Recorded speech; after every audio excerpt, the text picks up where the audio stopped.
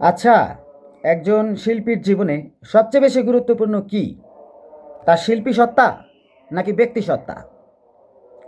আমার কাছে মনে হয় একজন শিল্পীর জীবনে সবচেয়ে গুরুত্বপূর্ণ হচ্ছে তার শিল্পী সত্তা। ব্যক্তি সত্তার চেয়েও অনেক অনেক গুরুত্বপূর্ণ। কারণ একটু সহজভাবে বলি, আপনার যিনি খুব বেশি পরিমাণ পছন্দের শিল্পী, ব্যক্তিগত জীবনে গিয়ে দেখুন যে সে হয়তো সমকামী, হয়তো বহুগামী, হ্যাঁ, হয়তো খুব পরিমাণ মাদকাসক্ত। বাট আপনি তাকে ভালোবাসেন। কেন ভালোবাসেন?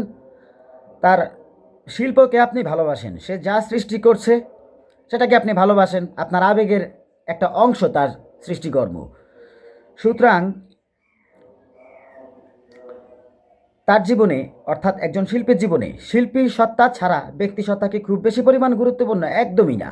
আপনি একজন সাধারণ মানুষের ক্ষেত্রে ব্যক্তি সত্তাকে গুরুত্বপূর্ণ বলে ধরে নিতে পারেন। কেননা শিল্পীরা সামাজিক জীব হলেও অনেক ক্ষেত্রে, অনেক মানুষের ক্ষেত্রে এই কথাটা একটা ভুল কথা এবং একটা ভুল থিওরি যে তারা খুব পরিমাণ সামাজিক। অনেক বড় বড় শিল্পী আছেন যারা সামাজিক না, সমাজ থেকে অনেকটা দূরে, বাট এতটা দূরে থাকা সত্ত্বেও তারা কিন্তু সমাজকে গঠন করছেন। অর্থাৎ সমাজের যে হাজার হাজার মানুষ, তারা তাদের গান শুনে বা কবিতা আবৃত্তি শুনে অথবা তাদের সিনেমা দেখে কোনো না কোনোভাবে আকৃষ্ট হচ্ছে এবং তাদের সৃষ্টিকর্মগুলো কোনো না কোনোভাবে সামাজিক যে সমস্ত হাজার হাজার সাধারণ মানুষ আছে তাদের আবেগের একটা অংশ হয়ে দাঁড়াচ্ছে। সুতরাং একজন শিল্পীর জীবনে শিল্পী সত্তা ছাড়া ব্যক্তি সত্তা কি খুব বেশি গুরুত্বপূর্ণ? একদমই না।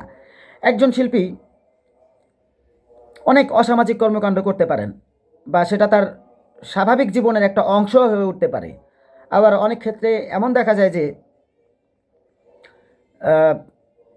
মাদকাসক্ত না হয়ে বা নেশা না করে অনেকে সৃষ্টি রচনা করতে পারে না। আবার অনেকে দেখা গেছে যে সৃষ্টি রচনা করার পরে কিছুটা সময় মাদকাসক্ত থাকতে পছন্দ করে। তো এগুলো আসলে কি? এগুলো হচ্ছে শিল্পী সত্তার আবদার। শিল্পী সত্তাটাই এরকম, খুব পরিমাণ রহস্যময়, সাধারণ বাস্তবতার সাথে খুব বেশি পরিমাণ একটা পার্থক্যপূর্ণ অবস্থানে থাকে। সুতরাং একজন শিল্পীর জীবনে তার শিল্পী সত্তা ব্যক্তি সত্তার চেয়ে অনেক অনেক অনেক বেশি গুরুত্বপূর্ণ। বোঝা গেছে?